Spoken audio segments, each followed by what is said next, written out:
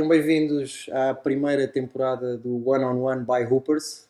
Para quem não conhece, a Hoopers é uma plataforma que foi criada para jogadores de basquete, por jogadores de basquete, para fãs de basquete, para malta que gosta desta nossa modalidade.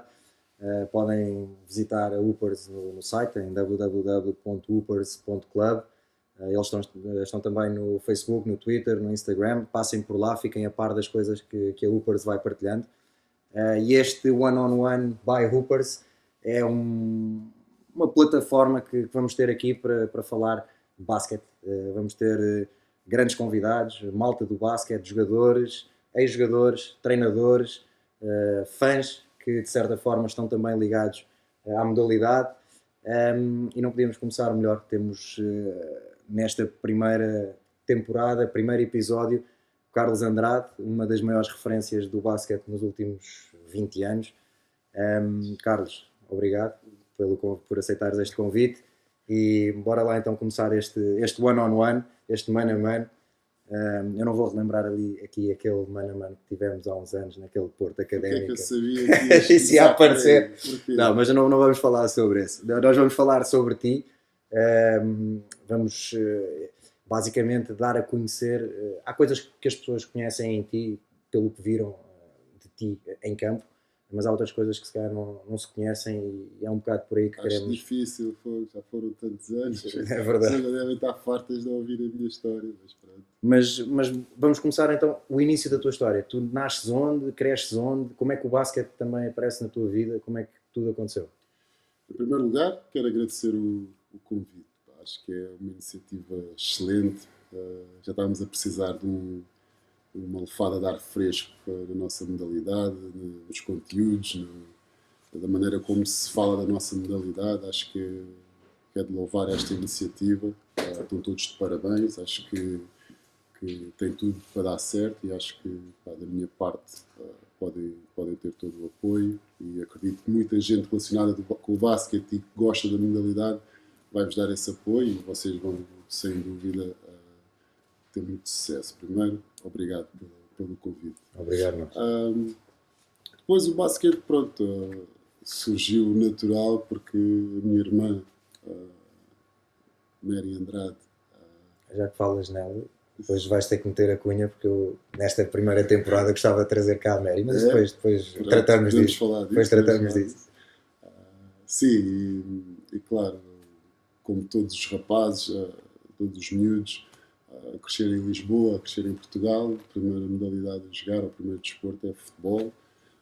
Acabei por fazer muitas modalidades, desde rugby, a vôlei, handball, e pronto, e consequentemente o basquete também apareceu na minha vida. E só por causa da minha irmã é que levei mais a sério, pensar que podia ser jogador profissional de basquete. Então, na família fomos durante muito tempo os únicos a praticar a modalidade. Depois umas primas minhas começaram e agora tenho a Josefina e Filipe também a jogar.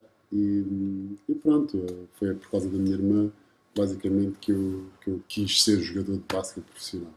E falaste em Lisboa, falaste na questão de crescer em Lisboa, de crescer em Portugal, de haver essa cultura do futebol, não é? Mas se calhar aqui o pessoal mais novo que está a ver não tem essa noção, porque eu acho que se perdeu um pouco isso.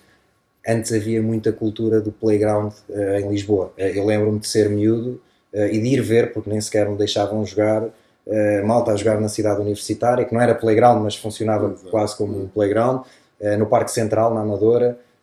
Havia um playground que nós, na minha zona, usávamos muito, que era em Carnaxide, que se juntava muita malta do Algés, do Bolonenses, malta ali da zona, que se juntava ali ao fim de semana. Isso perdeu-se um pouco. Quais eram os teus spots? Onde é que tu jogavas? Cidade Universitária e o Parque Central, na Amadora. Foram tempos difíceis, interessantes. Duros, mas que olhando para trás acho que tem tudo a ver essa trajetória no jogador que eu acabei por ser. E, claro, falo muitas vezes que ainda estou em contato com muitos dos meus amigos que defrontámos grandes batalhas na altura. Não foi fácil entrar, isso posso dizer sinceramente, porque eu Havia vivia aquela malta mais velha também, foi, controlava o campo, não é? pá, mais velha, mais forte, mais alto, Mais tudo, batuteira às tudo, pá, vezes, que aquilo tudo. discutia-se muito também, Às vezes discutia-se mais do do que se que jogava, se exato. jogava. Então imagina que eu vivia do outro lado da linha do Parque Central, né? Então lá ia eu com a minha bola, não, com a bola da minha irmã, se não me engano, na Sim. altura. Eu acho que sou o único jogador de basquete que nunca tive uma bola de basquete minha. E lá ia eu, pá, 10 da manhã, era um dos primeiros a chegar, estava lá a lançar, depois começavam a fazer as equipas e eu ficava de fora. Ficava de fora. Isto, um fim de semana, dois, três, sei lá quantos fins de semana é que passaram e eu não era, pronto, não era convocado, Certo, sim, não sim, sim, jogava. sim, sim, sim. Então ficava ali a ver, então até eu entrar no primeiro jogo, eram para aí 1h30 da tarde. Estás a perceber que ficava os jogos até às 4, 5 da tarde e sem almoçar, sem nada. Então ficava ali até eu entrar, quando eles já estavam a fazer alongamentos, quando já tinha havido porrada, quando pá, até que um dia houve um que se lesionou e depois já também não havia lá muitos mais gajos a jogar, e então lá Logo entrei, pá, deixar. e lá me deixaram jogar, pá, e foi tipo um tryout para a NBA. Eu tinha que pá, cerrar os dedos, pá, e foi porrada, foi isto, mas acho que aquilo ajudou-me, sem dúvida, ali a marcar o passo do tipo de jogador que eu tinha que ser e os tipos de jogador que eu tinha dentro de mim que ainda não tinha saído. Pá, então, E esse jogador não jogava só na rua, começaste a jogar no Maria Pia. Com quantos anos é que começaste a jogar no Maria Pia? quase 14 anos, tinha 13 para os 14 anos, já comecei um bocadinho tarde, Lembras-te quem é que era quem foi o teu primeiro treinador? lembro perfeitamente. Comecei a jogar na escola, na Eugênio dos Santos. Tenho um percurso parecido com o do João Santos, na Eugênio dos Santos. E curiosamente vocês encontram-se No na Maria- formação do Maria Pia. Exatamente. E se calhar, deixa-me só interromper, há malta que não tem também noção, mas sem querer estar aqui a dispersar, porque hoje este one-on-one é contigo, não é com o João, se calhar com o João também vai surgir depois, mas acabam por ser dois jogadores, não deixa, é curioso, aliás três, o Sérgio Ramos também é formado no Maria Pia, um clube que a nível de expressão, a nível até de Lisboa neste momento, está por baixo, infelizmente está por baixo, acaba por formar se calhar os três jogadores portugueses com o maior currículo internacional na história do basquete português.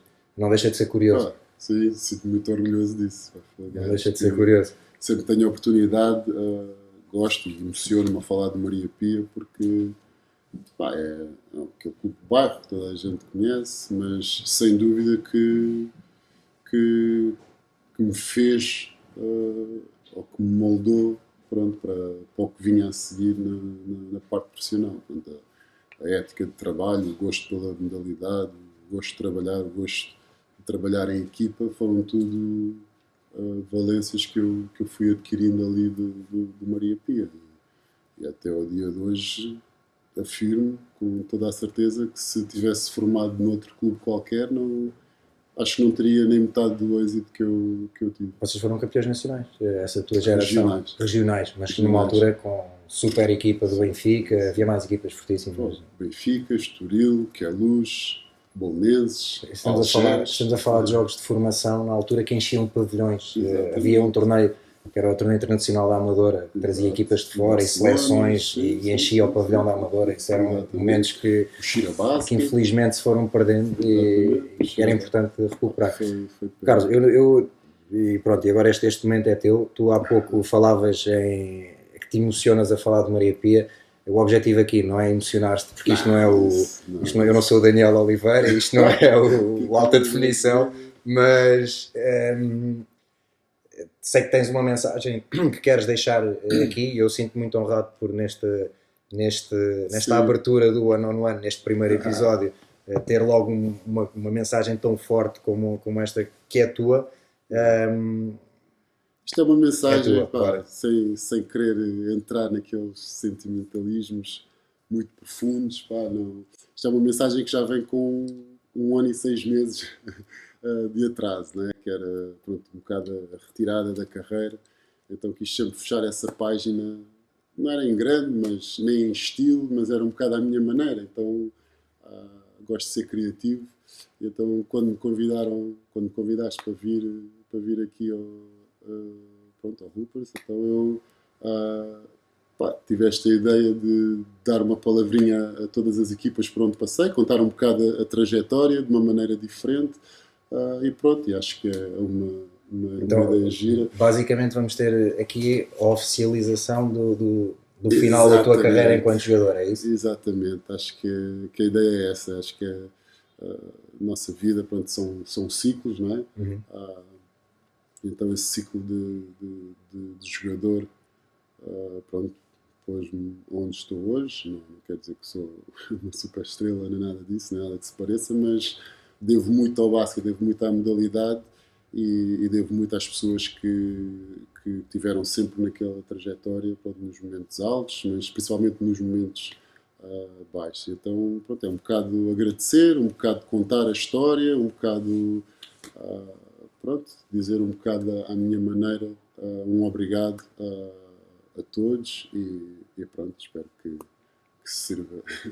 Pronto, como falei há pouco, a razão pela qual existe Carlos Andrade está aqui, que é uma camisola, diz aqui Andrade, mas é da minha irmã, que jogou em Old Dominion na faculdade e pronto, foi aí que eu comecei a ter interesse a sério em jogar basquete, pronto, a nível profissional. Não é? Comecei a vê-la jogar na faculdade com a Tisha, a ter aquele êxito todo que ela teve, ela e a Tisha, e então comecei a pensar ou a sonhar em que podia jogar na NBA, podia ir para a NCAA e, pronto, e ter esse percurso um bocado em paralelo com a minha irmã e com ela ali por perto.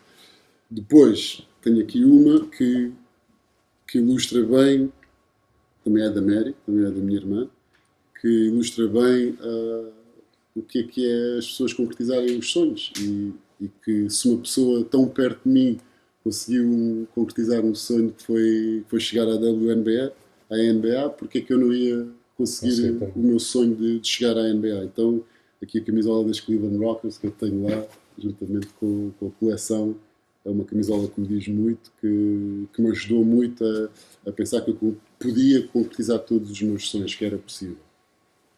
Depois, aqui tu estás ligado um bocadinho a esta camisola também, que foi... Não tenho aqui a de Maria Pia, que é pena, eles já estou farto de lhes chatear. Deves ter dado a alguém, provavelmente. Não dei. Ou eles não davam equipamentos no fim da época. Na altura, Maria Pia não dá, e acho que ainda não dá, mas já me foi prometida a camisola. E assim que eu tiver a camisola na minha posse, eu faço um post de certeza. Então aqui começou a minha aventura com o profissionalismo e graças a uma pessoa muito especial, que se calhar para ti também é muito especial, que é Acho que sim. Acho que sim. O teu pai, Carlos Barroca, que foi ele que me foi buscar ao Maria Pia e levou-me para a PT, para a Portugal Telecom. E pronto, e assim começou a minha carreira, por assim dizer.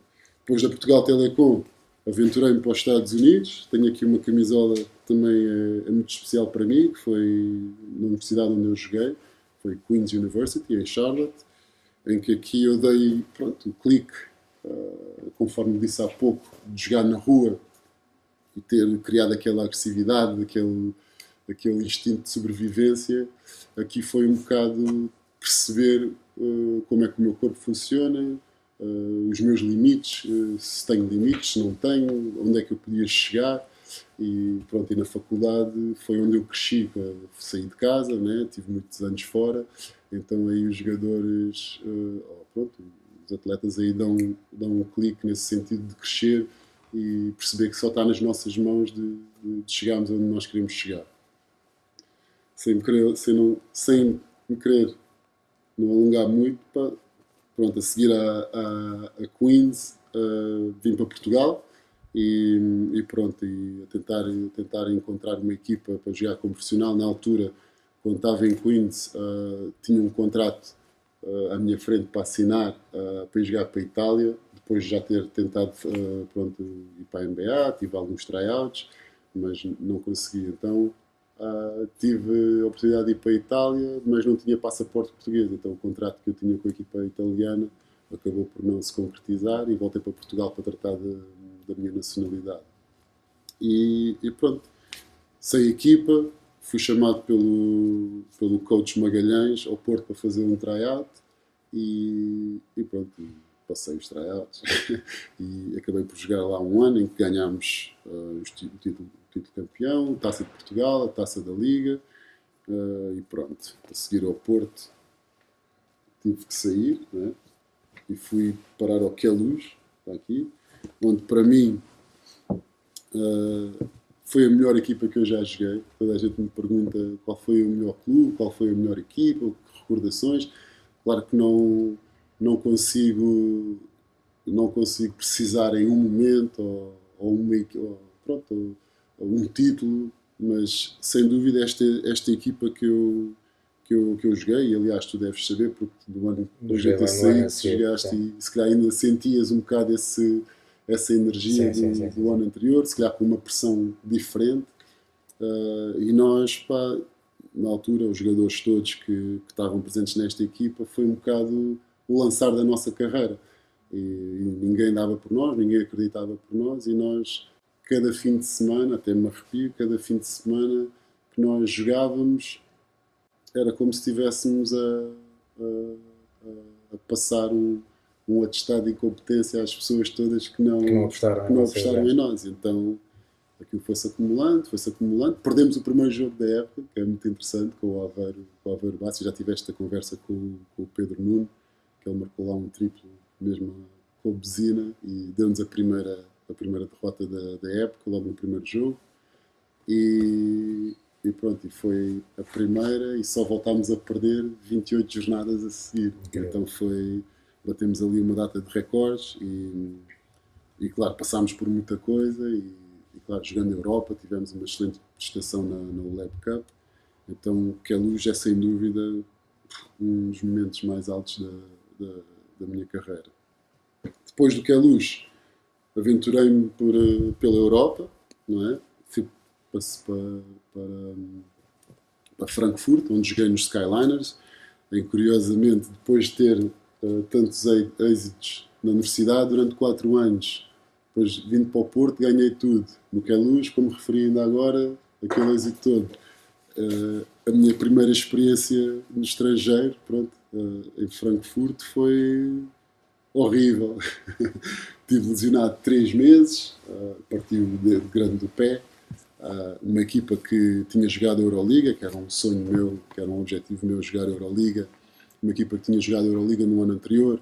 Nesse ano, quando eu fui, estávamos a jogar a ULEB Cup. Tivemos ali uma onda de azares que são poucas as vezes, acho que acontece isso, mas 4 jogadores do 5 inicial, incluindo eu, estávamos lesionados. Então foi difícil arrancar ali a época e só para resumir um bocado, o último jogo da temporada estávamos a jogar para não descer de divisão. Acabámos por ganhar por 20, mas só para ilustrar ali um bocado a pressão que era aquele último jogo. E conseguimos, hoje o clube está em grande, já está a lutar por títulos outra vez, e então foi uma organização que ainda aos dias de hoje, isto foi em 2006, hoje ainda me recebe, agora fui convidado para o aniversário dos 20 anos do clube, então é uma organização que ainda me recebe de braços abertos e pronto, e fico feliz por fazer parte da família dos Skyliners. Mas não foram só coisas más, conheci a minha ex-mulher e tenho 2 filhos lindos alemães, pronto, acho que dentro do mal, dentro da tempestade, consegui ali ter o lado positivo. Depois dos Skyliners, concretizei um sonho meu, que era representar este clube, Benfica, que pronto, tive 2 passagens, tal como no Porto, pelo Benfica. Este ano, infelizmente, não correu como nós queríamos, acabámos por não ganhar nada este ano, mas foi pronto, concretizado um sonho, vestir a camisola do Benfica e representar o clube que eu cresci a admirar, com Carlos Lisboa, Jean-Jacques e pronto, essa malta toda, essas glórias todas. Depois do Benfica, esse ano, foi outro sonho que eu concretizei, foi jogar em Espanha. O meu primeiro ano em Espanha, apesar de ter aqui a camisola do Lagunar, que é da ACB, não foi logo na ACB que eu joguei. Referias há pouco 3 jogadores de Maria Pia que tiveram uma excelente carreira. O Sérgio Ramos foi o primeiro e que foi ele que despertou esta vontade de jogar na ACB, e o João Santos depois logo a seguir também foi. Então eu disse, pá, também tenho que seguir as pegadas dos meus amigos, e então tinha como este objetivo jogar na ACB. Comecei na Lebor, em que joguei no Broessa, que é a mesma equipa, mas tinha outro patrocinador, e fomos campeões da LEB e consequentemente subimos à ACB. Então que foi um grande objetivo também que eu cumpri, um grande sonho de jogar na ACB, e claro, é um clube, pá, excelente, um clube de 5 estrelas, em que as pessoas, o povo em San Sebastián, no norte de Espanha, é espetacular.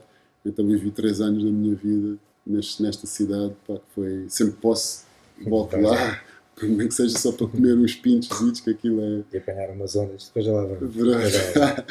Pronto, e agora deveria trazer depois a camisola outra vez do Porto e do Benfica, mas pronto, não quero também estar-me a alongar muito. Depois do Lagunaro voltei para o Porto.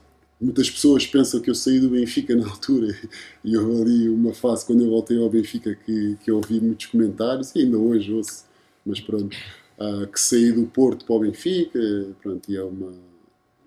Na verdade, as pessoas às vezes não leem ou não estão a par da situação. Então, quando saí de Espanha, vim para o Porto, onde joguei 3 anos, em que ganhei também muitos títulos, que é um clube que eu admiro muito, apesar de ser benfiquista, como toda a gente sabe, mas não posso deixar de respeitar aquele clube, não posso deixar de mostrar a grandeza com as pessoas que trabalhei. Pá, eu tive muito sucesso lá, ganhei tudo o que tinha para ganhar, em termos a níveis nacionais. Mas pronto, 3 anos acho que foi suficiente, já tinha jogado lá mais um, então tomei a decisão de querer voltar para Lisboa, e surgiu a oportunidade de voltar para o Benfica, e pronto, os últimos 6 ou 7 anos da minha carreira foram passados no Benfica, em que voltei a ganhar tudo, voltei a jogar a Europa, então pronto, fico feliz dessa minha trajetória. Por último, tenho aqui uma outra também que é especial, como é óbvio, que é da seleção, apesar de não ser português de sangue, sou cabo-verdiano e com todo o orgulho, mas infelizmente não pude representar a seleção de Cabo Verde. Na altura, lembro-me quando estava nos Estados Unidos, houve essa tentativa com o coach Emanuel Trovoada, mas eu estava claro que eu queria ter a nacionalidade portuguesa para poder jogar na Europa. E pronto, como já tinha também dado início ao processo de naturalização, não se concretizou ter representado a seleção de Cabo Verde, com muita pena minha, mas claro, foi grande orgulho mesmo ter representado Portugal, ter conseguido 2 apuramentos para o Europeu, apesar de só ter jogado um. Mas pronto, não vou entrar em detalhes, a não ser que queiras. Já lá vamos, acaba. Isto agora é o teu momento. Assim já lá vamos. Se vais perguntar fazer as perguntas certas, pá, eu não mordo a língua, mas pronto, há pessoal que não vai gostar muito. Isto aqui, mas é o one-on-one. Aqui é o bom de estar a fazer uma coisa de forma independente, é que podemos dizer o que quisermos. Eu vou tentar não ser muito duro. Mas não, claro que eu estou a brincar, foi um orgulho representar Portugal, grande família. Valentim Malichuk é um dos treinadores que me marcou de uma maneira incrível. Foi ele que pôs-me na cabeça que eu era o melhor jogador da Europa. e cada vez que entrava para dentro de campo, acreditavas nisso? Acreditava nisso, e era o melhor jogador da Europa, e era o melhor jogador da Europa. E então, claro, quando tu sentes que és o melhor jogador da Europa, quando jogas com outros bons jogadores da Europa, consegues competir ao nível, e o nível eleva-se, e pronto, e só saem coisas positivas, como é óbvio. Então o meu percurso é esse. Falta só aqui uma da NBA, dos meus Lakers ou dos Bulls, pá, que infelizmente não pude fazer. Aqui temos aqui uma do pai. Sim, aí do Jesus. Então, foi um sonho que tive lá perto, mas pá, a oportunidade esteve lá, mas nem sempre podemos concretizar todos os nossos sonhos. Então, agradeço ter tido a oportunidade de ter estado lá e de ter dado o meu melhor. Tive uma experiência fantástica com o Dominic Wilkins em Atlanta, que ele elogiou bastante os meus skills, então já fiquei menos triste de não ter entrado. Mas também o draft do ano que eu me declarei era muito difícil. Pá. LeBron James, o Carmelo, do Wayne Wade, é só se calhar o melhor draft de todos os É um tempos. dos melhores, certamente. Pronto, pá, eu não consegui e não leva mal. Mas acabas feliz com aquilo que fizeste, ou seja, Claro, não há nada claro, que tivesse ficado por fazer, ok, não chegaste à NBA, mas claro. fizeste o que podias Sim. para conseguir. Faltou mesmo só a jogar a Euroliga. Acho que era aquele passo que eu podia, que eu gostava mesmo de. Pronto, a seguir à NBA, a Euroliga. Né? Mas pronto, acho que não deu, mas não. Se voltares a 25 anos atrás e me dissesses que eu ia estar aqui hoje a falar contigo sobre a minha carreira e tinha estas camisolas todas para te mostrar, eu dizia, pronto, este já deve ter fumado qualquer coisa, deve ter bebido qualquer coisa que.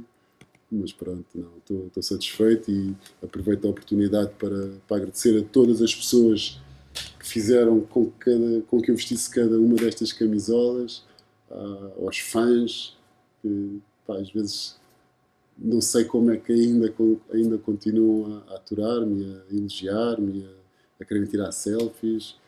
Sem eles, sem dúvida, pá, não havia aquela energia de poder jogar até aos 40 anos. Imagina estar num balneário com 40 anos e miúdos de 17, 18 anos. E pronto, e outros, não sabes como é que é, os jogadores de 29, 30 também têm ali um bocado dos egos, então imagina eu com 40 anos conseguir ter energia para poder competir, para poder treinar, e os fãs sem dúvida eram os que me motivavam mais nesta parte final da minha carreira, porque as mensagens positivas, os vibes positivos eram uma coisa ridícula.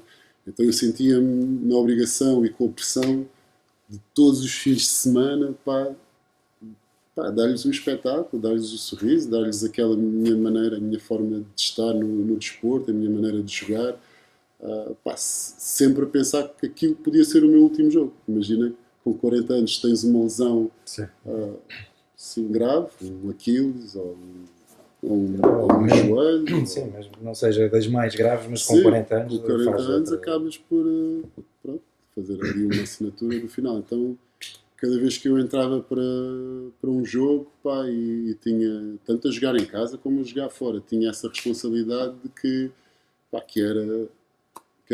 podia ser o meu último jogo e não queria que as pessoas se lembrassem de mim a ter um mau jogo ou já arrastaste. A arrastar-me e tal.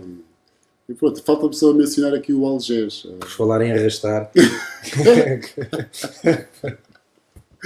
Falar em arrastar, pronto, tiveste o privilégio de jogar comigo. Não? Isso aí é uma pergunta que eu te posso fazer a ti. O privilégio de jogar comigo. Ainda estamos no teu momento. Acaba. Então, quero agradecer ao Algés também, porque devolveu-me ali um bocado a alegria natural, que é o que eu costumo dizer, não é politicamente correto, mas é mesmo o que eu sinto. Porque jogar profissional, jogar ao nível em que eu joguei estes anos todos, com a pressão de jogar num clube como o Benfica, porque foi o último, se fosse os outros todos que eu também já me estudei, era igual. Mas imagina que a pressão que eu gosto, claro, e foi isso também que me motivou sempre para jogar, esse tipo de pressão. Mas o voltar ao Algés, voltei à essência de porque é que eu comecei a jogar basquete. Estar com amigos, quando tu me ligaste 30 mil vezes, deixa-te lá disso e tal. Mas aquilo tinha tudo para ser um Dream Team, só que a malta é que já não tinha idade para aquilo. Então acho que depois convenceste-me nisso, quando eu começo a ver o roster, Jorge Afonso, João Manuel, João Santos, Miguel Barroca, claro que não pude recusar e como eu te disse, aliás, não sei se tu sentiste isso, mas a maneira como eu vinha treinar, apesar de ser poucas vezes por semana e de jogar, nem me chateava com os árbitros, eu já eram meus amigos, houve só uma técnica e eu pedi-me desculpas, há que realçar isso. Então foi essa alegria, essa vontade de competir, mas por motivos diferentes, só pela essência de querer ser melhor e de coisas. Então o Algés devolveu-me essa alegria, e foi pena não ter terminado a época, porque aquele Dream Team estava... Não terminaste tu nem grande parte da equipa, a verdade é essa, que as lesões foram ali acumulando na Foi balda. pena que aquilo estava mesmo já estava na Pro Liga este ano, sem dúvida. Pronto, obrigado por este momento, pá, e pronto, já o cerrar daquele. Então, olha, eu noutras circunstâncias, até numa perspectiva diferente, foi na minha despedida de solteiro. Não sei se te lembras. O Carlos, além desta relação que tivemos por causa do basquete, também temos lá fora e fazes parte daquela que se calhar é a equipa mais importante de todas, que é dos meus padrinhos de casamento. E eu tive a oportunidade de dizer Equipa de peso, pá. equipa de peso. Essa equipa também fazia moça ainda aí nos campeonatos. Mas à espera do DJ Kamal a fazer isso. Mas eu agradeço também, não só por estares aqui a deixar esta mensagem e para quem não conhecia a tua história e para quem se calhar estava à espera que o capítulo se encerrasse de forma oficial, se calhar ficou agora. Mas tu foste também, para mim e para toda a minha geração, foste uma grande referência. Eu lembro-me, e há bocado falavas na camisola da PT, eu tinha 12 anos e via aquela equipa e eu ficava maluco a ver-vos a treinar. Eu não saía, eu estava sempre na tapadinha a ver treinos, a ver jogos. Confesso que tu não eras o meu jogador preferido daquela equipa, porque havia o Razul, por exemplo, que foi talvez o jogador mais espetacular que passou, e era o vosso ídolo também. Exato. Mas eu olhava, eu com 12 anos, olhava para vocês, que eram tipo a malta que eu até tinha visto a jogar na formação e que de repente estavam ali à minha frente. E eu, da mesma forma que tu dizes, por exemplo, olhaste para a tua irmã como uma referência e tipo, se ela pode, eu também posso. Eu comecei a olhar para vocês, para ti, para o João, para o Tony, para o Paulo, toda aquela malta que encaixou naquela equipa depois com os jogadores mais experientes. E vocês eram as minhas referências e a minha inspiração para, ok, se eles conseguem, e eles jogavam no Maria Pia, outros jogavam no Bolonense, outros se eles conseguem, eu também se calhar vou conseguir. E por isso, olha, obrigado por teres também sido uma grande referência para mim. E obrigado por fechares este capítulo aqui nesta estreia deste One on One.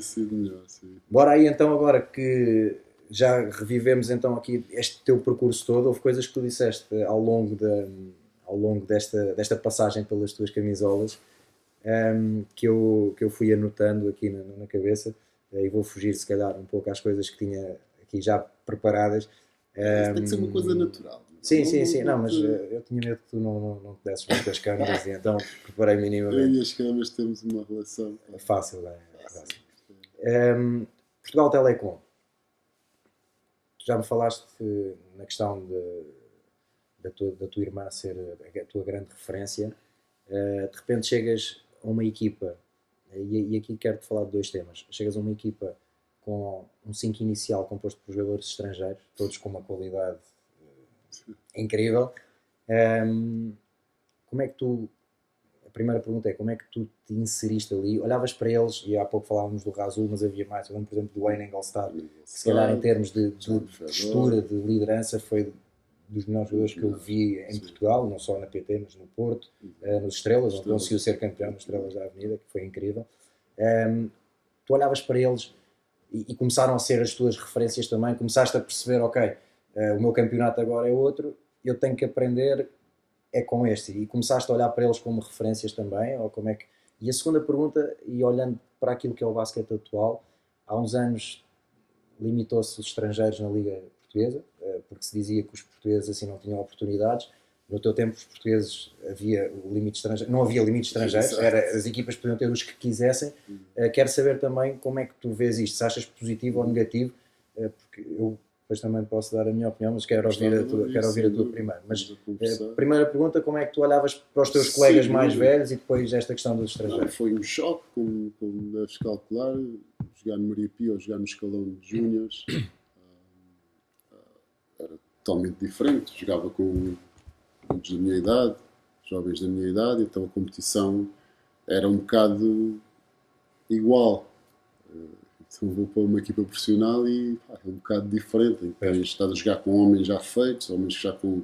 E numa altura, deixa eu interromper, numa altura em que a qualidade da liga, na minha opinião, era superior àquilo que é agora. Sem dúvida. Não, isso já, se calhar, à segunda pergunta já posso se calhar mencionar isso. Mas claro, o Razul Salahuddin, o Wayne Englestad, o Laverne Evans, John Fedor, o Roger falecido. Pá, então eu passo de jogar ali com miúdos da minha idade a estar ali com homens de barba feita, com gajos muito mais pesados do que eu, que já têm uma trajetória que eu desconhecia ainda na altura, porque pronto, ainda estava naquela fase de saber se era mesmo aquilo, se eu era feito para jogar como profissional ou não, ou se ia só passar ali um bocado o tempo. E claro, eles ajudaram, pronto, nesse sentido, começavam a falar, pronto, o inglês, nós falávamos, não, eu ouvia o inglês dos filmes e percebia tudo, mas falar, estar no balneário com os americanos era uma novidade, então era como se eu estivesse num balneário da NBA. O Wayne Englestad já tinha passado pelos Denver Nuggets e tudo, o Fedor em Orlando, acho, o Razul tinha estado nos Miami, eu estava para ir para os Miami, mas depois não foi, só foi passado 1 ou 2 anos. Então aquilo foi tudo um choque. Aquilo foi. Mas para o lado positivo. O Razul, já agora, só para quem nos está a acompanhar, se calhar a malta mais nova não se lembra do Razul. Eu já procurei coisas no YouTube, mas não há. Há muito pouca coisa. Até o meu pai, que era treinador dessa equipa, também não tem grande coisa, mas é pena, porque eu acho que a malta ia gostar de ver alguns highlights do Razul. Há uma cadeia televisiva que pode ter os jogos, o torneio da RTP, podes dizer o que tu quiseres, aqui estás à vontade. O torneio da RTP Internacional da RTP, olha, isso pode ser. Que tem umas imagens que o Sérgio Ramos não vai gostar muito. Em Louros, isso não foi a campeonato. Foi, aqueles armas de lançamento. Eu lembro-me bem disso. Que às tantas ele fez uma falta ofensiva para não levar o segundo, ou o terceiro. Foi. Pá, que era incrível, pá, eu lembro-me de estar ali no bar. E estamos a falar de um base, atenção. Exato, 1,90m, pá, aí. Não sei se chegava aos 1,90m. Então eu lembro-me, pá, o Ângelo ainda era vivo e tinha feito um turnover assim numa transição.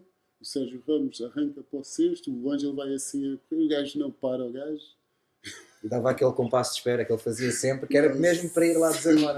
Subia o gajo lá com as duas mãos. Contra-ataque. Depois, jogada a seguir, a mesma coisa. Tal, mas já não foi o Ângelo, acho que foi o Fedor. O gajo, não, eu vou lá outra vez. E depois, passado, não sei se foi na segunda parte, ou terceiro período, ou o que foi, aconteceu a mesma coisa, mas já o Sérgio Ramos fez a atacante e pá, foi um dos momentos. Esse e com o Joffrey Leal já para o campeonato, o gajo dá uma queda. Que abriu a cabeça toda no playoff. Tinha a Shanti, a ex-mulher dele, e o Malik, o filho, que agora entrou para a faculdade e tudo. Pá, deu uma queda, não sei se foi uma fundança. Acho que foi um desarme de lançamento. Foi? Eu lembro-me bem da queda. Capaz. Acho que foi um desarme ao Joffrey. O Joffrey finta e mete assim por baixo. E o Joffrey, um jogador incrível, passou por cá.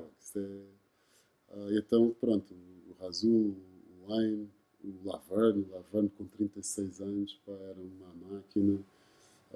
Pronto, então foram jogadores que tiveram muito impacto por ser logo o primeiro. Depois, no terceiro ano, quando eu joguei com eles, já foram eles que começaram a me incentivar a ir para os Estados Unidos. Souberam que a minha irmã estava lá e deram-me toda a ajuda, ligaram para faculdades, pediram na altura cassetes, cassetes para mandar, então foi brutal. Agora, voltando à segunda parte da tua pergunta, ou à segunda pergunta, quantidade de estrangeiros ou número de estrangeiros.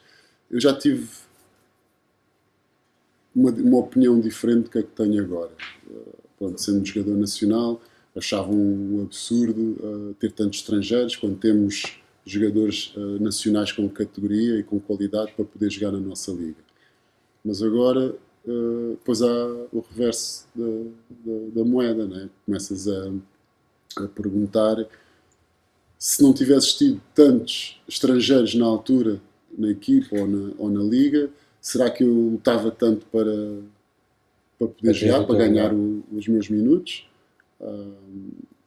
Pronto, aqui aquele. Eu agora começo a olhar, tanto batalhámos, a minha geração tanto batalhou, conseguimos que o número de estrangeiros fosse reduzido. E agora, a nossa liga, pronto, as gerações que vieram a seguir, não sei se têm tanta fome como nós tínhamos. E é pena, porque houve muito talento que foi desperdiçado. muitos jogadores que eu senti, que vi que podiam ter feito uma carreira se calhar até melhor do caminho, ou tivessem ainda competido um bocado comigo. Eu não tinha jogado até aos 40, mas acho que veio um bocado privilegiar o jogador português, mas também foi se calhar dar um bocadinho de palmadinhas nas costas ao jogador português e se calhar não trabalharam assim tanto. Então agora vê-se um buraco aí de uma geração, da minha geração, até, pronto, agora posso dizer agora os sub-20, que foram campeões agora de divisão B. Acho que há aí um buraco enorme que não se preencheu, na verdade. Pronto, e claro, depois o nível dos jogadores estrangeiros também não é a mesma coisa. Pá, agora temos jogadores estrangeiros que vêm jogar, não, posso dizer números, 500 euros, 600 euros, 400 euros, e na altura tinhas jogadores a fazerem 20 ou 30 vezes mais do que isso. Claro. Não era só um, eram todos 7 ou 8 ou 9 jogadores. E quando eu digo estrangeiros, não digo só americanos, digo espanhóis da seleção, digo jogadores de leste, exato, e vinham e acrescentavam muito à liga. Então agora, pronto, começo a pensar, agora vejo jogos, agora costumo ir muito ver a nossa liga e a Pro Liga, então vejo agora jogos em que estão 10 americanos, 9 americanos em campo, então começo a ter flashbacks da altura. E depois olho para o banco e vejo os jogadores portugueses que há, mas só que os jogadores agora portugueses que estão no banco são os jogadores da seleção. E na altura não era bem assim, né? O Sérgio Ramos era jogador de 5 inicial, estava na seleção, o Luís Machado, Ricardo Jorge, pronto, era o Alexandre Pires. Sim. Tinhas estrangeiros de qualidade, mas tinhas os jogadores da seleção que eram obrigados a elevar o seu nível, claro, e a conquistar, lutar para conquistar o lugar. Agora vejo 9 americanos em campo, vou ver um Porto Alvarense, e os 2 jogadores portugueses que vejo em campo é o Jacques Conceição e o Bastos. Foram os MVPs desse jogo, curiosamente. Acho que até fiz um tweet sobre isso e tudo. Comecei assim a olhar, Porto, 5 inicial, era tudo estrangeiro. E o Alvarense, pronto, tinha esses 2 jogadores e competiram. Foi ali, não ganharam ou não foram ao prolongamento porque quem é que falhou o lance? Foi um português, como é que ele se chama? Eu acho que é assim o nome dele. Falhou ali o lançamento na passada e pronto, não foram ao prolongamento ou não ganharam porque falhou esse lançamento na passada. Mas competiram, estás a perceber? Sim. Então eu tenho ainda esse... Ainda não sei. Não percebeste bem ainda qual é que é o teu lado neste tempo. A minha opinião é o jogador português realmente pensar se querem ser profissionais a sério ou se querem não fazer isto porque gostam. Carlos, já falámos da PT, já falaste um pouco de toda a tua carreira. Tu sendo um jogador que em campo eras um jogador intenso, um jogador que vivia as coisas a 300%, como é que é representar o Benfica e lidar com os adeptos do Porto, depois jogar no Porto, lidar com os adeptos do Benfica, depois isso volta a acontecer? Como é que gerias isso? Sentiste alguma vez odiado de um dos lados, ou sentiste sempre respeito, apesar de haver uma grande rivalidade entre os clubes, sentiste sempre respeitado, mesmo quando estavas como adversário? Boa pergunta. Nem sempre. A jogar não, para ser sincero, nem eu ouço as pessoas gritarem, a aplaudirem, mas não te sei dizer bem. Há certos casos que sim, mas respondendo à tua pergunta, senti mais, não é ódio, não sei se é ódio ou não, mas senti mais raiva ali dos adeptos do Benfica quando eu regressei ao Benfica do que... Lá está, porque as pessoas não sabem, as pessoas que falavam não sabem o que é que realmente se passou, o que é que se passou, ou não leram, ou não estavam informadas, ou simplesmente são adeptos do futebol que, pronto, leem o jornal às vezes e veem o basquete. E então houve muita gente que tinha essa percepção que eu tinha saído do Benfica para ir para o Porto e depois voltei para o Benfica. Sim. estás a perceber? E esqueceram-se que ali houve um período que tive fora, tive a jogar em Espanha. E então, pronto, as bocas que eu ouvia, mercenário, não sei o quê, e vai para não sei onde, e não sei o que mais.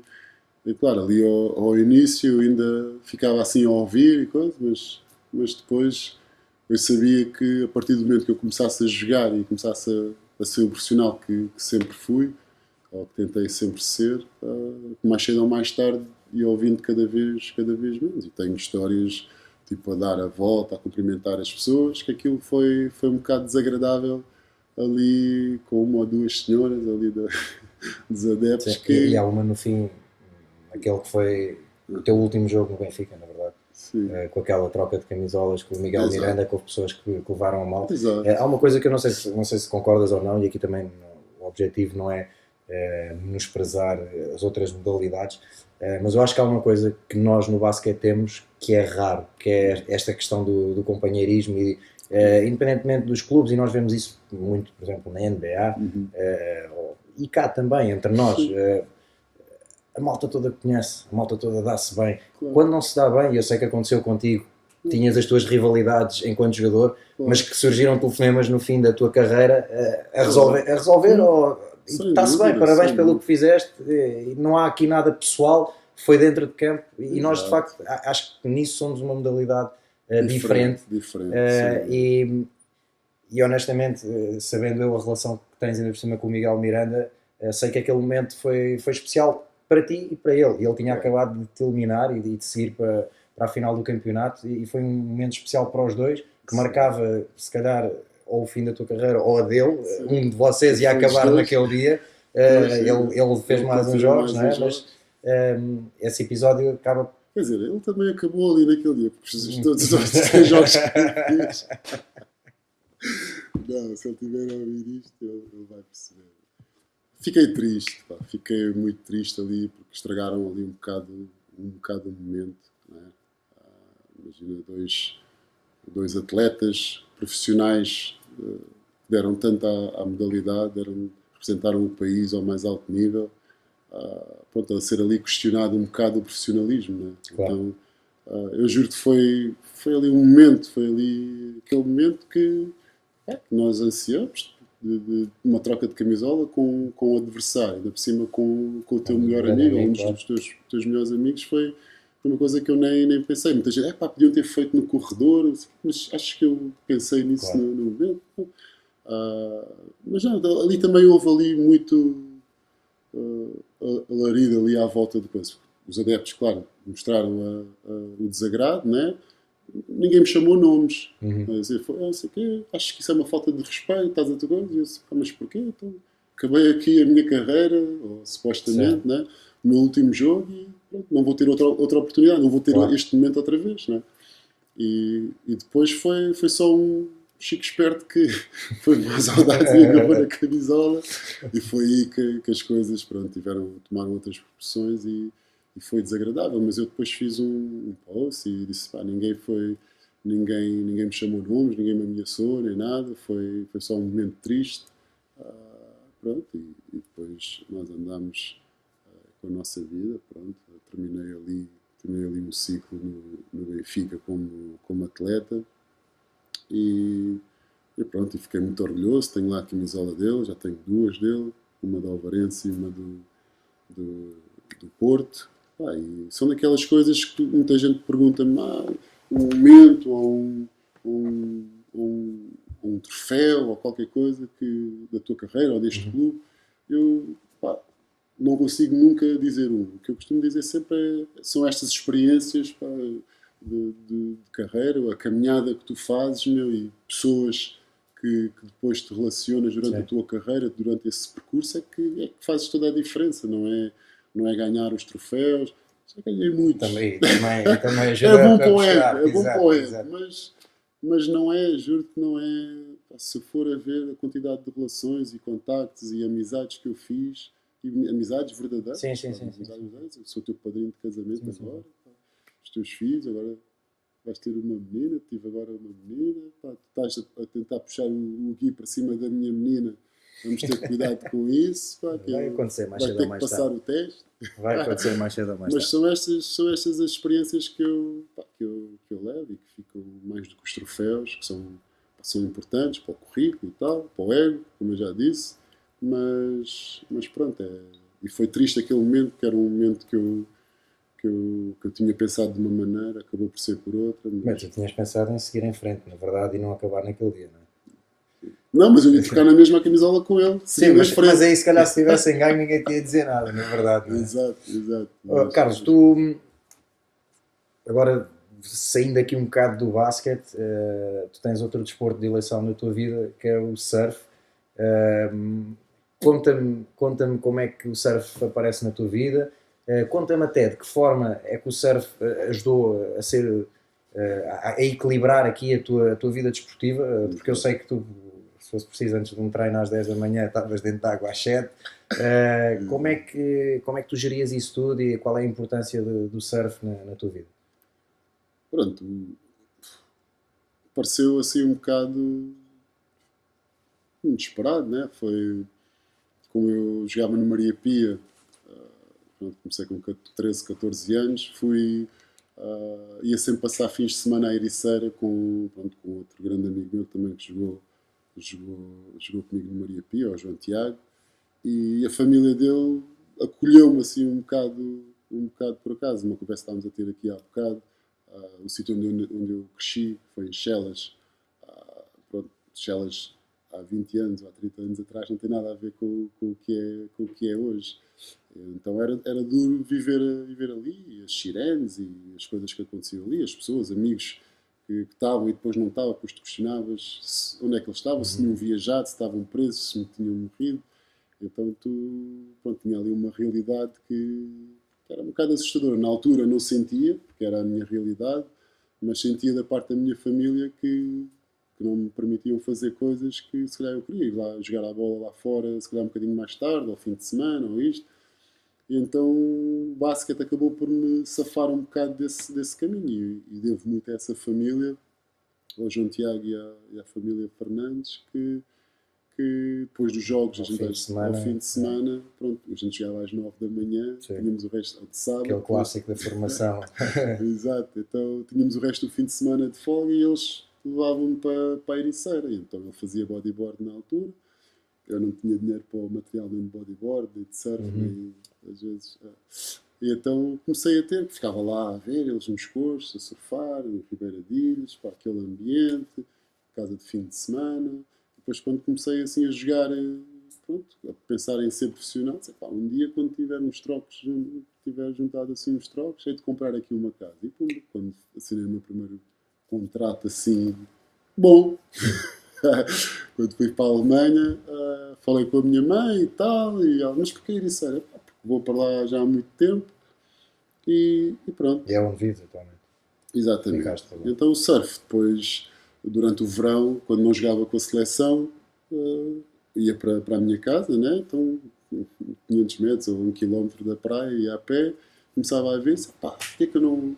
Eu só tinha esses quando não estava na seleção, sim, era 2 semanas, então eu alugava uma prancha, depois lá comprei uma e comecei a ter esse bichinho. E foi só quando voltei ao Benfica e fiz os morangos com açúcar, é que, pronto, fiz aquilo.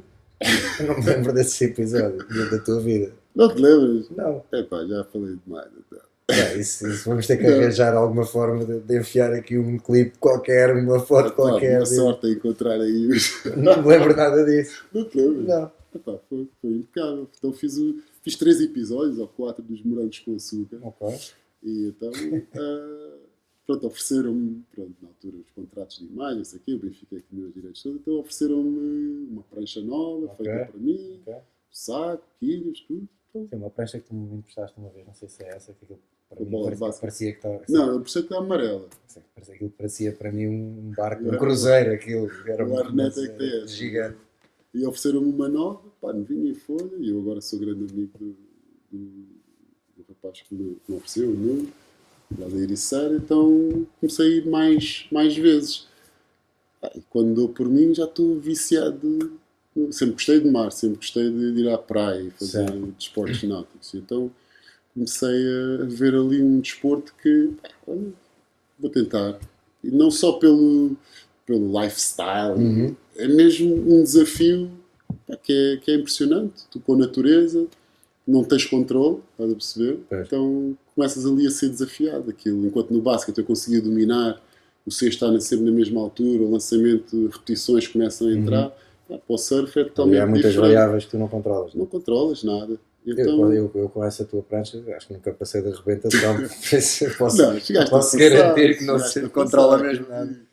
E então comecei a usar um bocado, pronto, da área da psicologia que eu sou, comecei a usar um bocado o surf, pronto, para me equilibrar em muitas coisas da minha vida. A parte de desafiar. E há muita malta que vê o surf, ou que usa o surf até como introspeção, não é? Porque estás ali, és tu, é o mar e não há mais nada. É o teu momento, não é? Cada vez estou mais apaixonado por essa modalidade. E então, quando deixei de jogar na seleção, foi quando eu comecei a dedicar-me mais. Então, os últimos 2 anos do Benfica, como tu disseste há pouco, às vezes quando as marés estavam alinhadas, dava para fazer antes do treino, entre os treinos mas e depois atenção, do treino. O que é mais impressionante é que depois, e isso é uma coisa que eu sempre admirei em ti, e até o ano passado no Algés mesmo treinando muito pouco, e as questões físicas depois começaram a surgir, mas enquanto estavas bem, parecia que tinhas 25 anos e os teus últimos anos no Benfica, apesar de estares muito perto dos 40, parecia que estavas mais perto dos 30 e isso não se notava, por isso acho que nunca ninguém no Benfica te reclamou por ir surfar, de certeza. Não, nem de perto nem de longe. Eu usava mesmo ou para me manter em forma, ou para a cabeça estar esclarecida. E ajudou-me ali a superar. Então, quando foi a parte das lesões, quando surgiam assim algumas lesões, pronto, aquela parte de estar focado e de ver as coisas mais para além do horizonte. Então, o surf mantinha-me ali, ou mantém-me ainda, agora depois da retirada, ainda mais. Mas é sem dúvida um desporto que eu estou empenhado em continuar a fazer e vai-me manter em forma, sem dúvida. Voltando ao basquete. Fechaste o capítulo enquanto jogador, oficialmente aqui há pouco, mas já está fechado de certa forma há algum tempo. Mantens-te ligado à modalidade. Muita gente, e alguns deles eu vou querer trazer aqui também, muita gente acaba a carreira de treinador e o processo quase natural é o ser treinador. Não está a ser o teu processo. Explica-nos como é que estás ligado, como é que continuas ligado ao jogo, o que é que estás a fazer. Primeiro é um assunto difícil de falar porque passei um mau bocado depois da retirada, né? Tentar perceber o que é que eu queria fazer. O que é que eu queria fazer a seguir. Há uma plataforma, sim, falámos várias vezes e há uma plataforma e fala nela se quiser, da Sports Embassy, que tem sido de certa forma, não só contigo, sei que o Miguel Miranda também está de certa forma envolvido nesse projeto. Não queria deixar passar esta oportunidade de referir essa plataforma, esse grupo de pessoas que me ajudaram bastante a dar essa volta. A Sports Embassy é basicamente uma empresa que relaciona-se com atletas e que lhes ajuda no pós-carreira ou a encaminharem-se para o pós-carreira. Acaba por ajudar na primeira fase, se calhar, a perceber qual é o caminho e depois a enquadrá-los no mercado de trabalho. Então, comigo fez todo o sentido quando o Filipe Gomes me mandou o link e vi a Inês Caetano e o Carlos Martins e depois há o Teixeira, o Carlos Teixeira também, que são os CEOs da empresa, falar sobre o pós-carreira, o que é que os atletas têm que ter em conta, como é que eles devem ver o final de carreira e que passo é que devem tomar para o final de carreira. Claro, muita gente dizia, o que é que vais fazer depois? Isso depois eu tenho tempo. Depois eu... Sim, mas vai-se sempre deixando passar, não é? E eu prolonguei a minha carreira até aos 40. Então, quando me bateu... só me bateu mesmo com força depois de eu ter saído do Benfica como diretor esportivo ou como team manager. Aí é que... Porque até o momento, quando eu estive lá ainda uns meses como diretor desportivo, foi muita pena minha não ter continuado. Achavas que o processo ia, basicamente, ia ser esse. acabavas de jogar e estavas ali já Eu sabia ligado. que não queria ser treinador. Tenho o grau 1, mas não sabia que não é treinador adjunto ainda, porque tem aquela ligação com os atletas, ainda agora como treinador principal, por 2 motivos. Não sei se tenho talento para pedir aqueles descontos de tempo, fazer aquelas jogadas e outra é porque vou ter uma vida muito igual à que tinha como atleta ou pior. Imagina, como atleta perco um jogo ou ganho um jogo, posso ir para casa, posso ligar, vamos jantar, vamos beber um copo. Como treinador, eu acho que os treinadores, pá, coitados, meu, têm uma vida miserável. Os bons. Porque não desligam, não é? Exato, os É bons. mais difícil desligar Exato, do que o jogador. acredito que há muitos treinadores que vão com os atletas. E nada, então não queria isso para mim, não queria isso para a minha família. E então os atletas são sempre vistos, como tu disseste, e bem, pá, o processo natural é ir para treinadores. E acho que os atletas, e é aí que a Sports Embassy tem um peso, ou teve um peso enorme na minha retirada, foi, pá, os atletas podem ser aquilo que quiserem ser depois de deixar de ser atletas. Sim, até, e tem Certo. saído muitos artigos sobre isso. Cada vez mais as empresas valorizam ex-atletas nos quadros das empresas, porque são pessoas que a nível de trabalho de equipa, a nível de compromisso, a nível de exigência, são pessoas bastante sérias e que estão habituadas a níveis de pressão que se calhar, como eu não estou a dizer que uma coisa é melhor que a outra, mas se calhar há pessoas que saem dos melhores cursos da faculdade e não estão preparados para um certo tipo de pressão. Não estou, e não me levem a mal aqui, não estou a dizer que uma coisa é melhor do que a outra, mas tem havido estudos nesse sentido também. Sem dúvida. Então, pronto, a Sports Embassy, pronto, com o programa que me inseriram, aquilo tens que passar por uma fase, tens que ir psicólogo, tens que falar com gestores, com uma data de personal que consegue-te encaminhar para várias áreas. E foi aí que eu percebi que tenho outras vocações ou tenho outras habilidades que podem ajudar tanto na modalidade, tanto no basquete, como em outra área qualquer. E comecei a aprofundar um bocado o que é que eu queria fazer, encaminhar-me.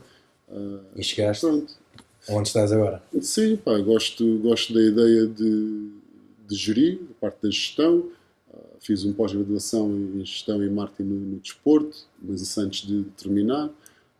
Tenho o curso de psicologia e de artes e vejo-me um bocado nessa parte da organização, na parte de gerir ou um clube, ou uma empresa, ou um projeto, ou uma carreira de alguém, atletas, ou de vários atletas. Então pronto, comecei a entrar mais nessa área. E como é que está a correr bem? Estás feliz? Achas que é esse o caminho? Achas que... Estou muito. É um trabalho diferente. Queres dizer com quem estás a trabalhar ou não? Ou isso sim, não é... sim. Estou com uma agência espanhola, que é a MVM Sports Group, de um grande amigo meu, o Alberto Miralles. Cheguei com ele em Espanha, encontrei ele várias vezes também em Espanha. E começou por causa do Nemias Queta. Contactou-me, eu estava na Alemanha a ver os meus filhos e ele contactou-me, preciso de um contato de alguém que conheça este miúdo, porque ele é agente FIBA e gostava de me apresentar porque tenho planos e tenho empresa que explicou-me ali um bocado o projeto. Eu já tinha sido abordado por muita gente. Sim. Recebi chamadas do Charlotte Hornets, dos Denver Nuggets, por causa do Nemias. E eu dizia, desculpa lá interromper. O Nemias vai ser o meu primeiro português na NBA. O português acho que já foi a Mary Andrade. Está bem, WNBA, tens razão, peço desculpa. Não, ela está agora com os Pelicans. Sim, está bem, mas o meu pai também está na NBA, exato, mas eu estou a dizer enquanto jogador. Exato. Achas que o Nemias vai ser o primeiro português a jogar na NBA? Sem dúvida, não tenho dúvidas. Apesar de ele ter tido este azar agora na seleção, sem dúvidas que ele vai dar essa alegria. É que estamos todos à espera disso. Sim, estamos todos à espera e eu acho que vai dar à nossa modalidade, ao basquete, uma projeção que se calhar não teve antes. Eu acho que vai haver mais miúdos a quererem ser os próximos meninos. Esquecem-se do Carlos Andrade, do Miguel Barroca. Mas isso é bom, quando se esquecerem de ti, isto com o devido respeito, Carlos, quando se esquecerem de ti é porque estamos a crescer e porque estão outros jogadores a marcar gerações. Sabes que uma das coisas que eu quero fazer aqui é trazer jogadores que se calhar foram referências para ti e que eu não sei, e isto é outra pergunta que eu te quero fazer. Achas que estamos a ir no caminho certo em Portugal em vários aspectos? Vês, por exemplo, jovens com potencial para serem os próximos Andrade, os próximos João Santos, os próximos Betinho. O Betinho ainda está a jogar, mas sim, percebo. Vês aqui uma nova geração com esse potencial. Vês, em termos de organização, que estamos a ir no caminho certo. Vês vontade até, e aqui vontade há sempre, mas parece que às vezes os nomes que deviam ser aqueles a estar no meio não estão. Vamos ser claros, Miguel. É preciso agarrar a malta certa, não é? Sem dúvida.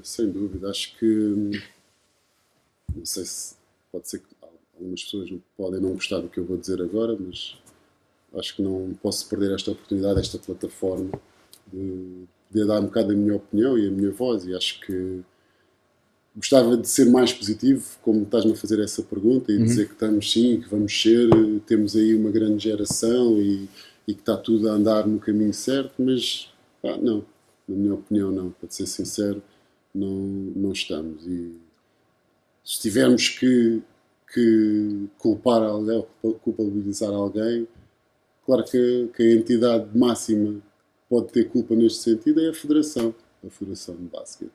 E digo isto com uma mágoa, porque representei a seleção durante 10 anos. Sim, e há coisas que foram alcançadas nos últimos anos e que ninguém lhes vai tirar isso, mas de uma maneira geral. Agora, o que eu pergunto, com a experiência que eu tenho, com o que eu já vivi como atleta durante tantos anos em alta competição, o que eu pergunto é que esses êxitos tiveram agora nos últimos 2, 3 anos, com a entrada de algum patrocinador de peso. Claro que conseguem alguma coisa, mas será que com esse patrocinador não teriam conseguido muito mais? É a questão que eu coloco. Mas isso é um assunto mínimo no que eu acho que poderia ser feito, ou podem fazer, para encaminhar a modalidade para um melhor nível. Eu acho que o sentimento que há é que, e pelo menos percebendo as coisas um pouco de fora, porque também não estou completamente dentro de alguns assuntos, mas eu acho que não há agente mais válido dentro de uma modalidade do que quem esteve dentro de campo. Claro. E não falo só de jogadores, treinadores, por exemplo. E muitas vezes, por não ser se calhar atrativo, os grandes nomes dos últimos anos chegam a uma fase da vida deles em que têm que ir para outros caminhos, porque percebem que não é aqui na modalidade que vão conseguir manter a sua vida.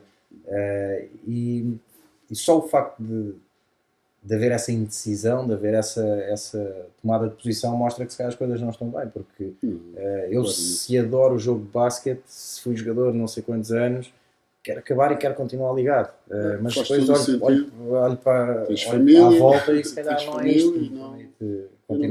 Não consegues, por muito que queiras, por muito que tentes. Eu acho que muito de nós tentamos e estamos a tentar ainda chegar e tentar fazer ainda mais pela modalidade. Começam a criar cada vez mais obstáculos, mas lá está, fomos atletas durante tanto tempo e ultrapassámos tanta coisa que não, enquanto tivermos força, enquanto tivermos essa vontade, a gente vai continuar a lutar. Agora, estão criadas umas condições muito difíceis para nós conseguirmos, estão.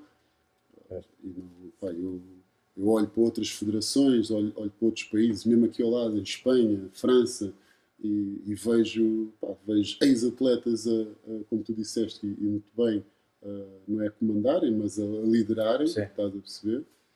Rússia, a perceber? Então, tu vês a nossa federação, com todo o respeito, e acho que nunca, isso é uma coisa que nunca me podem acusar. Tem que haver uma mescla entre... Com todo o respeito das pessoas que estão lá e por tudo o que já fizeram, tudo o que já fizeram pela nossa modalidade, pela federação.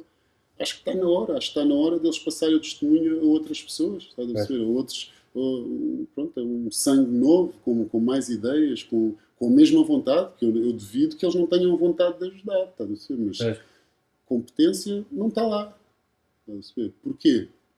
Porque não viveram como atletas, não viveram no campo, não sabem o que é que um atleta passa durante o ano, longe da família, e querem o fim de semana ou durante o verão, estamos a falar da federação, vamos falar então do verão, como é que é passar meses, o teu filho quer brincar contigo no verão, quer ir para a praia, e tu não podes, festas de anos, e tu estás ali a representar o teu país, e parece que não tem a sensibilidade de conseguir fazer com que haja mais atletas a quererem representar e a querer ir à seleção, porque eu vejo estas novas gerações não quererem ir à federação e não os posso censurar.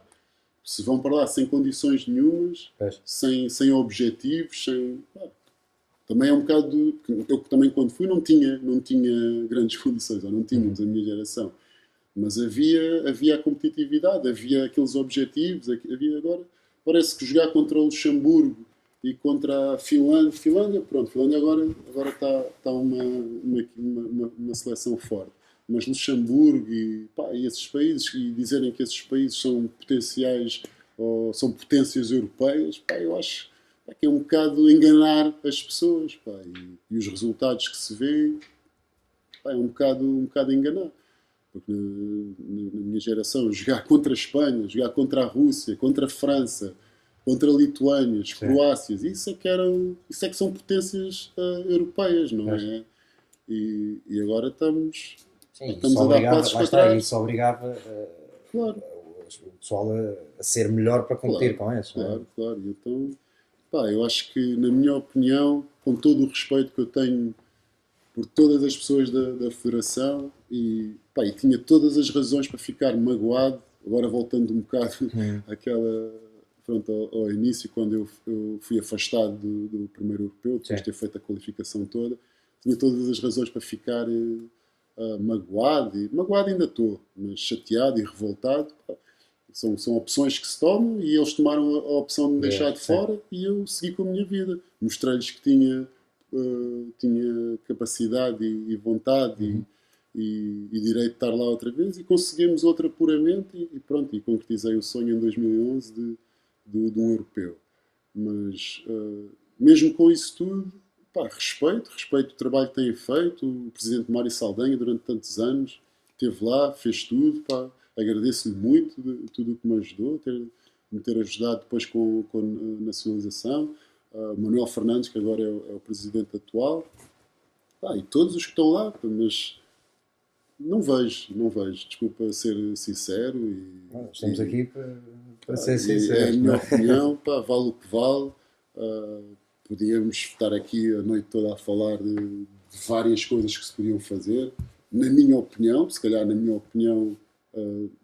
é um caminho, e se calhar outras pessoas. Claro, sim, mas acho que também está um pouco nas nossas mãos também fazer um bocado estar sempre a dizer ok, está tudo bem, está tudo ok, depois acaba-se por não se fazer nada. Então este tipo de plataforma é perfeito para nós darmos a nossa opinião e criarmos a nossa própria voz para mostrar o desagrado quando as coisas também não estão bem. Neste momento, claramente, o caminho que a Federação está a seguir não é o caminho que pode levar a Federação ou Portugal a mais êxitos internacionais, sem dúvida.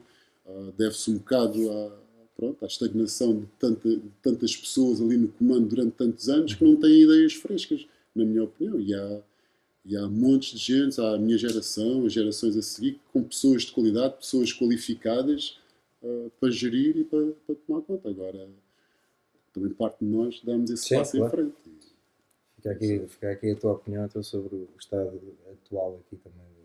Não são só coisas más, claro. Não. E para falar em coisas boas, também estamos quase aqui a ter que terminar. Nós ficávamos aqui mais 3 horas a falar de basquete. Não seria a primeira vez que ficávamos durante 4 ou 5 horas a falar de basquete. Há pouco falavas da equipa do Queluz como sendo a tua equipa de eleição, aquela onde se calhar gostaste mais de jogar, até pelas razões que apresentaste.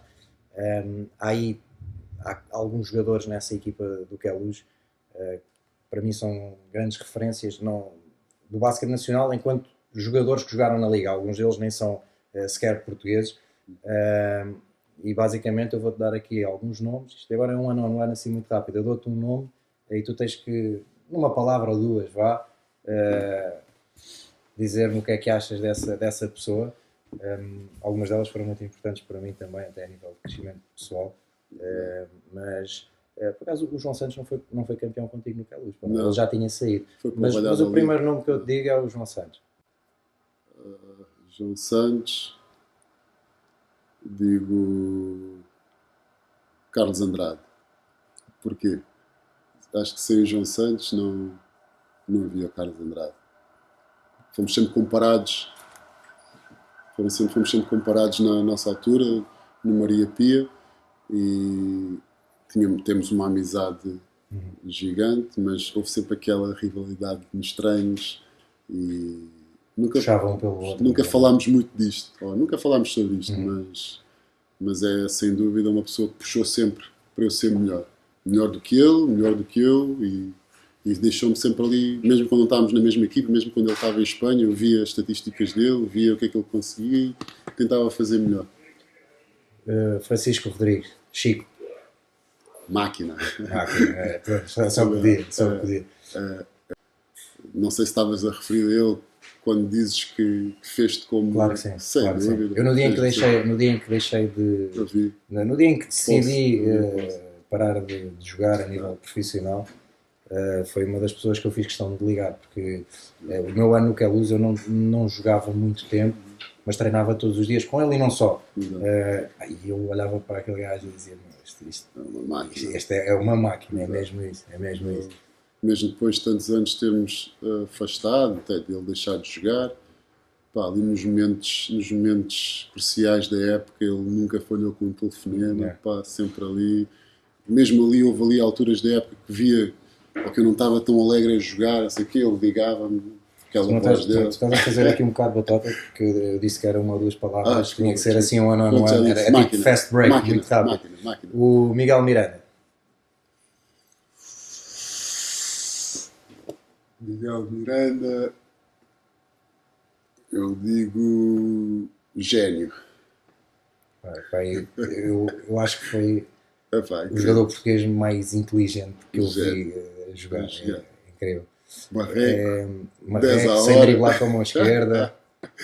É dos jogadores que têm mais títulos. É outro jogador que eu podia dizer que sem ele não havia também. O gajo ganhava coisa, tenho que ganhar mais 2 títulos do que ele, porque eu sei que ele vai ganhar mais, até para ele não me apanhar. Mas é um gênio, da maneira como ele consegue antever a jogada, ou prever ali o que é que vai acontecer e antecipar as coisas. Leroy Watkins. Power. Leroy, com aquele peso todo de 150 kg. Mas eram 150 kg de talento, aquilo era incrível. Foi o melhor posto que eu já joguei. O melhor 5 que eu já joguei foi o Leroy. Em termos de lançamento, costas para o cesto, drible, passar, inteligente, o jogo, mind games com os adversários. E já agora disseste que o Leroy foi o melhor posto com quem tu jogaste e para terminarmos, e a seguir ainda vou pedir só mais uma coisa, mas quem foi o melhor jogador com quem tu jogaste? Então, aqui... Na equipa? Não, dos dois lados. O adversário, como adversário, o melhor jogador que tu defrontaste, como colega de equipa, o melhor jogador que tiveste ao lado.